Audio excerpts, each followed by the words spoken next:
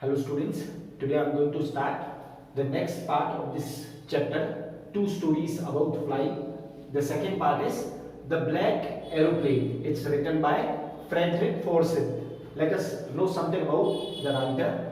Frederick Forsyth was born on 25th August 1938 in England, and he joined the RAF and became a jet fighter pilot. Later, he became a journalist and joined BBC in 1965. Now, what's the theme of this part, The Black Aeroplane? Actually, the story oscillates and shifts between miracle and mystery. The main character here in this story is a pilot, and he is flying at night in his old Dakota DS-088 aeroplane to travel from France to England. The story gives us a message that we should not lose hope in trouble. Now let us start the chapter point wise. The very first point, writer on his way to England. On his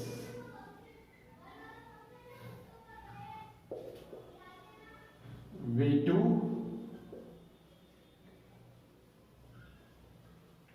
England. Now what happens actually? The writer of this story actually is a pilot, and one night he was flying in his old Dakota aeroplane over France. The moon was coming in, the clear sky, means it was a starry night, and he was going to England. He hoped to spend his holidays with his family. It was an easy journey and he was in a joyful mood. He looked at his watch and he thought that it was 1:30 in the morning. Though through his wireless, what he did, he contacted the Paris control through wireless. They told him to turn 12 degrees west. He thought that he would be able to reach there in time before the English breakfast. Okay, the next point, storm clouds.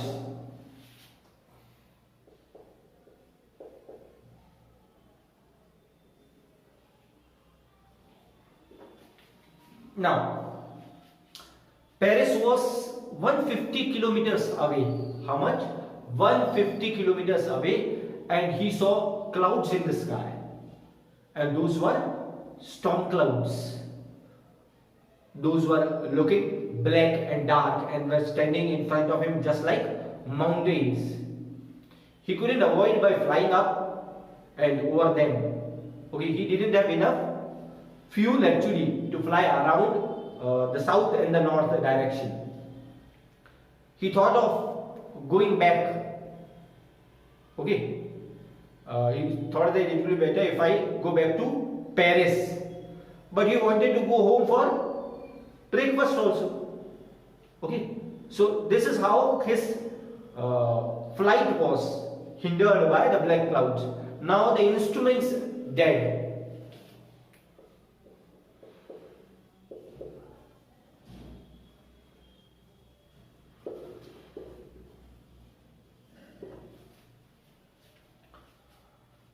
The narrator took the risk. He had taken the risk to fly over the black clouds. He flew the old Dakota straight into the storm. The black storm, cloud storm. Inside the clouds, everything was suddenly black, and he couldn't see anything outside. He was unable to see anything outside. The whole aeroplane jumped, it twisted, and it rolled on in the air. He looked at his compass. He was in search of his compass. It was dead. The other instruments were suddenly dead too. Okay.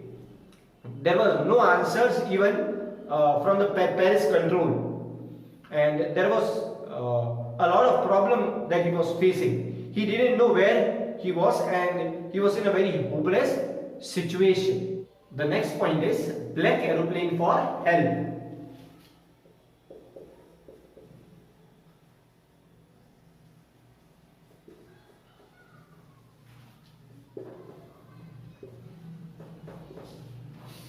Now, as he was lost in the storm, that cloud storm, suddenly he saw another aeroplane. The black aeroplane was flying next to his own, his own aeroplane. Then he could see that the pilot was waving towards him. He could even see the face of that pilot. He was waving with his one hand outside, and he told him to follow me. The black aeroplane's pilot told him, follow me. He waved his hand, and the narrator followed him like an obedient child. The next point, landed safely.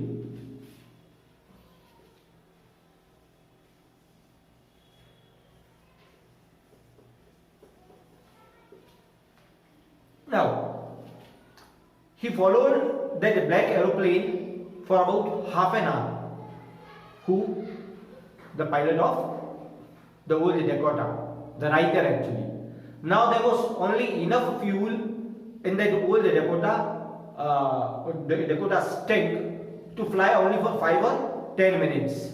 Then he started going down. He saw 2 straight lines of lights before him. It was a runway. An airport, he cried out. He cried out in joy. He turned to look for his friend in the black aeroplane, the one who was flying near to him. But the sky was empty. He wanted to say thank you to his rescuer, the one who has saved him. The next point, the mystery of the black aeroplane.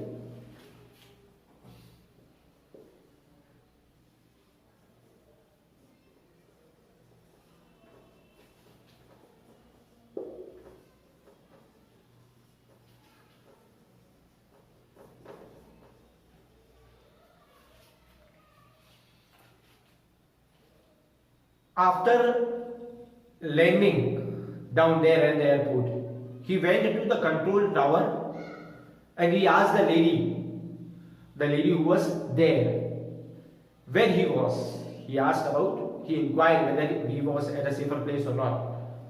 He also asked who the other pilot was, means the one who was flying that black aeroplane. She looked at him and laughed very loudly. She replied that no other plane was flying that very night. She could only see his aeroplane on the radar. And at this, the author or the writer, you can say, the pilot of that aeroplane, Dakota, he started thinking that who had helped him to land safely without a compass or radio and without any more fuel left in his tanks. It remained an unsolved mystery.